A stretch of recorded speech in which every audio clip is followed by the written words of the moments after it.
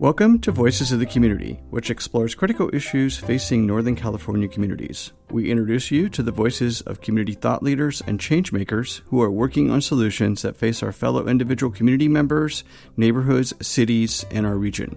This is George Koster, your host.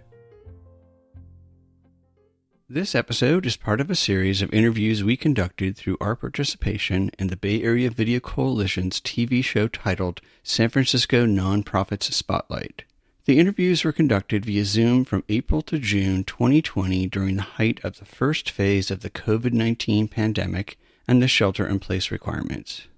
The goal of the series is to shine a spotlight on the nonprofits and their staff who are struggling to deal with the impact of the COVID-19 pandemic on their operations, services, and sustainability. The series of interviews we conducted feature voices from a cross-section of organizations that make up the fabric of our community. Each of them brings a unique perspective on how they and we are dealing with the issues facing our community during the pandemic. In the course of researching this film, I've become really aware of how important it is to have public funding for our public services like libraries and schools, but also for our artists. You know, philanthropists are not going to save us all the time. If we really want to have a thriving arts community and if we really want to have thriving social services, we need public funding for them. And I think people are starting to realize that a little bit during this period. So that's what I hope for. More city funding, more state funding, more national funding for the arts.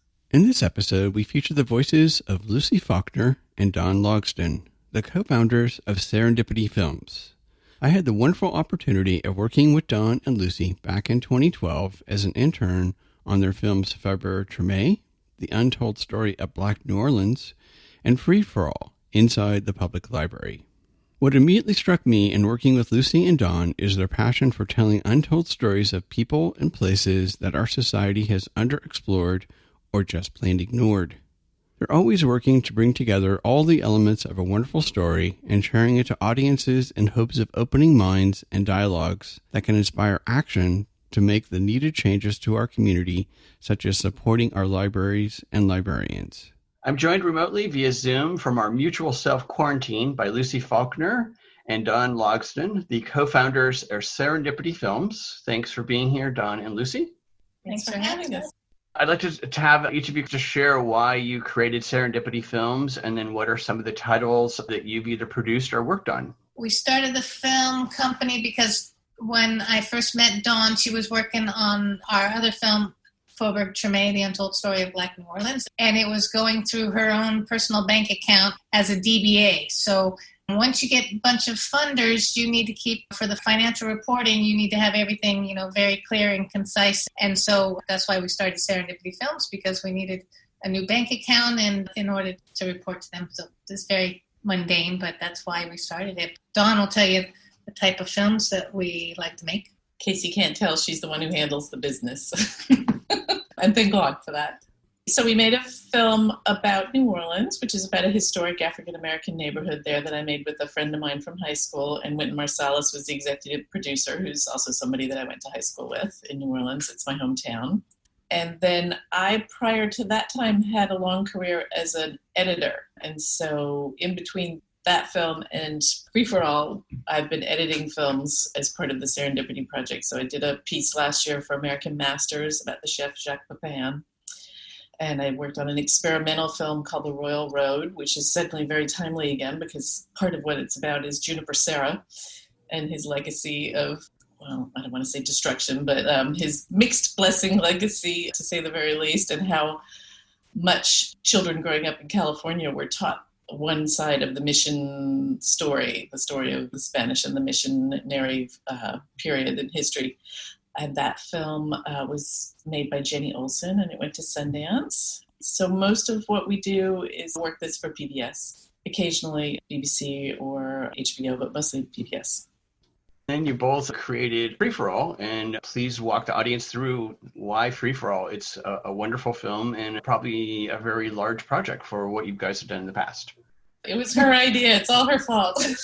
Yeah, it's been a huge, huge project. It started when we were working on the Treme film. I was spending a lot of times in archives and libraries, and I just fell in love with librarians because that would have all the answers to anything we needed. If they didn't have the answer, they would look it up, and by the time I got back to my office, the answer would be in my inbox. And so I told Dawn, I said, we should make a movie about public libraries. And she's like, I'm sure it's already been done. And so we, of course, Googled it, and it hadn't been done. So we started thinking about that. We found out who the best historian was on the subject, and we called him up, and he got him on board. And then Hurricane Katrina hit. So we didn't get to start it right away. We had to go back into production for the Faubourg Treme film. And here we are 10 years later. Yeah. We had to evacuate New Orleans, ended up in Baton Rouge with just our 3 days worth of clothes, thinking we'd be right back home, and discovered that we wouldn't be able to go back home, and we didn't have our computers or anything. Nobody knew where we were or what we were doing. And so we went to the library to get on the computer to tell people where we were, and we were okay because my family's in California, here in San Francisco. And once we got to the library, we realized librarians are first responders because they were there signing people in to get on the computers so they can get in and check loved ones' lists. If there was lost pets, they had FEMA forms, they had Red Cross help there. It was amazing. And just, somebody to listen to you too. If you lost everything, the librarians were there to talk to you and help you with your insurance forms or whatever. So that sort of solidified it. And then we had to finish the other film, and finally we got back into it. Even though we said we weren't going to make another film, we did. Here we are. And we've actually been filming a lot of disasters over the years as we're traveling around working on this project, starting with Hurricane Katrina and going all the way through the COVID pandemic. What would you like to see as the biggest impact in Free for All for the importance of public libraries? What are some of the major goals, and the outcome of that wonderful film? Until we started this film, it was something we really took for granted. Where the fact that we had a public library every place we've ever lived, and it was free and it was open to everybody. In every place we ever traveled, there's a public library. In the United States, yeah, and most countries now to other places too. But I don't think we can take our public spaces for granted forever. And if we do, we're really in danger of losing them. And I think this moment is super acute for us being aware of that now that they're all closed. It's like, as a society, how do we want to bring them back? Do we want to commit to bringing them back and paying for them because it means taxes? And not just our public libraries, but our public schools, our universities, all those things. We're already hearing about all these counties because they're losing so much tax revenue with, all the stores closed and nobody paying property taxes. They're just going to be completely and utterly strapped. And so already they're cutting out public library funding around the country. And it should be said that this film is at least half history, if not more than half. And in this moment, especially, what I hope is that the history can kind of help inspire us and guide us, because it's really a remarkable and beautiful and very inspiring story about how Americans of all different stripes came together and created this library system and made it more and more inclusive over like a century-long journey, really, and that it was women at the forefront. So even though we're a little distressed about how long it took us to finish this, it's really appropriate that it's coming out in 2020, which is the year that women a century ago got the right to vote. And those two struggles were very closely intertwined, the fight to build our library system and the fight for women to get the right to vote. How has COVID-19 and the whole epidemic impacted your completion of the film? Well, how has it not? Yeah. We were almost done. Again, we were gearing up to get everything done so we could premiere this summer. So the composer couldn't record with his musicians in the recording studio anymore. All the archives closed, and so we can't get the rights to all the footage, like you said, it's historical. So a lot of footage and photos that need rights to, we can't get them out of anywhere. Nobody's working, and the houses to transfer them are closed. The festivals that we've been accepted at, we had to, they either got canceled or we had to decline because we couldn't deliver a finished film until we get our archival material. We had to give up our broadcast on PBS that was supposed to be happening in a few months. Oh, and then I made the big decision that we needed to go in and make a few, what I thought would be very minor changes to the film to have it be reflective of the new reality that it would be coming out into. And that's proven to be a little more daunting than I thought it would be. And in addition, in our office, we have a large suite in a really great building, and to help offset our rent, because we all know San Francisco rents are crazy, we sublet part of our space out to people, and 2 of the people that were in here, they left. And so we have empty offices, and one person, it works in the printing industry for a lot of nonprofits like the opera and the ballet. Everybody just like stopped, and she's got no work coming in at all. So it's affected us that way as well. I'd say on the positive side, we have a lot more time to focus on things. You know, it does make you realize like you've been running around and doing a million things. And Lucie, in addition to working on this project, had 2 other jobs at theaters in town, and those are both gone for now. So she has a lot more time to work on the project and just a lot fewer distractions. I feel like we are so lucky compared to a lot of people, because we're still able to work. You know, we aren't getting any money, but we have the space that's just a couple blocks from our house. So even though we're not essential workers, so we can still like try and figure out what's going to happen, you know?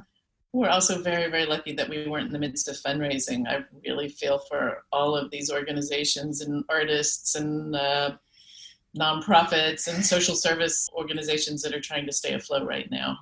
That'll be a challenge for us down the road, but at least right now we're not trying to fund the film. Speaking of which, how can people help?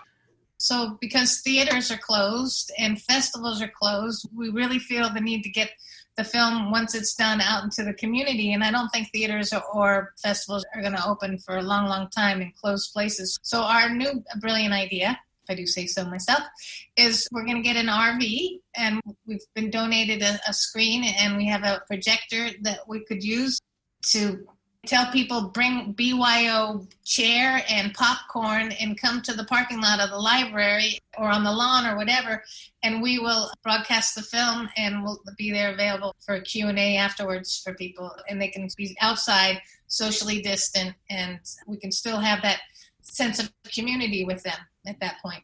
And we were hoping to do a few of those as a test this fall, but given the situation right now, I don't think that's going to be happening until the spring of 2021. But we're laying the groundwork for it, and people should sign up so that they know when we're coming to their town. And where can they sign up? They can sign up on our website, serendipityfilms.org. Are you looking to get someone to help underwrite, provide an RV, help underwrite the tour? Yes, to all of the above. That would be a yes. Yes. We have some funding to get it started, but, you know, it's going to be expensive. Yeah. As we're looking into it more, it's going to be a lot more expensive than we thought. At first, we were like, oh, well, this will be actually the economical tour as opposed to flying all around and staying in hotels, but it's going to be really expensive. Yeah, just to rent an RV for a couple of weeks is like $12,000 or something. It's ridiculous. So that's why we're thinking of buying one or getting one donated. But we were looking at buying them, you know, we don't want a big one, but they're expensive. And there's anywhere from $60,000 to $120,000. We also want to try and give the film away for free, since it is about free public libraries, and the name of the film is Free for All. And we know that libraries are going to be really hurting right now, so we're hoping to find people and foundations and funders who can help us underwrite making it available to every library in the country with a kit, a toolkit that makes it accessible so that librarians can use it for their own screenings, but also if they need to use it for, you know, making the argument for funding, for like just helping their communities in whatever ways they need to use the film. So out of the COVID-19 meltdown, what do you think are some of the positive things that could come out of it to help our local filmmakers such as yourselves here in the Bay Area? In the course of researching this film, I've become really aware of how important it is to have public funding for our public services like libraries and schools, but also for our artists. You know, philanthropists are not going to save us all the time. If we really want to have a thriving arts community, and if we really want to have thriving social services, we need public funding for them. And I think people are starting to realize that a little bit during this period. So that's what I hope for. More city funding, more state funding, more national funding for the arts. And tax people, you know, all across the board, you know, that's more equitable taxation. Yeah. That would help. That would help a lot. Well, thank you both for sharing your story today, and we'll make sure that everyone who's watching this and listening to it has all of the contact information, your social media, and you have a wonderful trailer, as I recall, on your website about the film. Yeah. have to update that too. And collected lots and lots of stories. So it's a really wonderful project, and I hope that you can bring it to fruition this year, or at least, beginning of next year. Thanks for having us, and thanks for everything you've done to support the project over the years. Yeah. That's it for this episode of Voices of the Community. You've been listening to the voices of Dawn Logsdon and Lucie Faulknor, the co-founders of Serendipity Films, discuss the release of their documentary film on the importance of public libraries. With the shutdown of libraries, theaters, movie theaters, and film festivals, independent filmmakers are struggling to distribute their films to the public. As Lucie and Dawn mentioned, they are working on a plan to bring their latest film, Free for All, Inside the Public Library, to the public through free screenings. To find out more about the film, their team, partners, and how to get involved, along with watching the trailer, please go to www.freeforallfilms.org. We hope that you enjoyed the insights, points of view, and personal stories from the voices of changemakers and their nonprofits featured in the series. To find out more and get engaged with the nonprofit and staff members featured in this episode, please go to my website, georgecoster.com, and click on Voices of the Community to find links to this episode. Please consider a donation and volunteering to provide a hand up to your fellow community members. I want to thank my associate producer, Eric Estrada, as well as the wonderful team at Bay Area Video Coalition. Go to www.bavc.org to find out more about Bay Area Video Coalition services. To listen to our next episode in this series and to our archived past shows, which feature community voices working on solutions to critical issues facing Northern California communities, please go to georgecoster.com. While you're on our website, please consider making a donation to help us provide future shows just like this. Please rate us on iTunes or wherever you get your podcast and share the story with your friends. Follow us on Twitter @GeorgeCoster, and please email us at george@georgecoster.com. I'm George Coster in San Francisco, and thank you for listening.